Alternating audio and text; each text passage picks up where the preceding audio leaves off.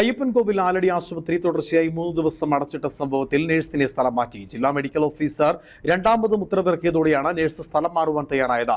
മനുഷ്യാവകാശ സംഘടനയായ high range people's ഓർഗനൈസേഷന്റെ പരാതിയിന്മേലാണ് നടപടി.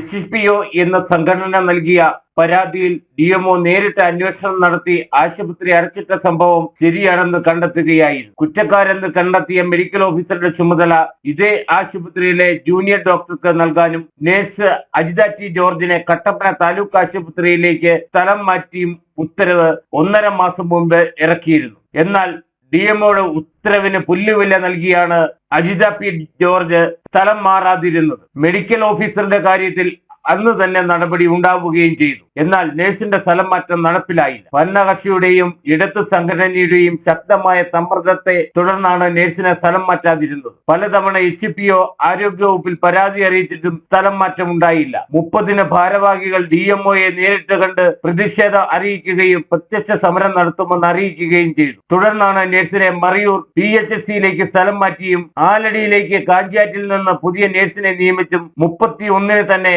രണ്ടാമത് ഉത്തരവിറക്കുകയും ചെയ്തത്. ബുധനാഴ്ച നഴ്സ് ആലടിയിൽ നിന്ന് ചുമതല ഒഴിയുകയും ചെയ്തു. സെപ്റ്റംബർ 5, 6, 7 തീയതികളിലാണ് ആശുപത്രി അടച്ചിട്ടത്. ഇടുക്കി വിഷനാണ് വാർത്ത പുറം ലോകത്തെത്തിച്ചത്. തുടർന്ന് ജീവനക്കാർക്കെതിരെ നടപടി ആവശ്യപ്പെട്ട അയ്യപ്പൻകോവിൽ പഞ്ചായത്ത് ഭരണസമിതി പ്രമേയം പാസാക്കി. ഇത് ജില്ലാ ആരോഗ്യ വകുപ്പിന് നൽകുകയും ചെയ്തിരുന്നു. പൂവന്തിക്കുടി, ചെന്നിനായ്ക്കൻകുടി, 6 ഏക്കർ എന്നീ ഉന്നതികളിലെ ആദിവാസികളും ചപ്പാത്ത്, കരിന്തരുവി, സുൽത്താനിയ, പുല്ലുമേട്, ഡോർലാൻഡ് എന്നിവിടങ്ങളിലെ തോട്ടം തൊഴിലാളികളും ഉൾപ്പെടെയുള്ളവർ ചികിത്സ തേടിയെത്തുന്ന ആതുരാലയമാണ് 3 ദിവസം അടച്ചിട്ടത്. Idukki vision news, Ayyappancoil.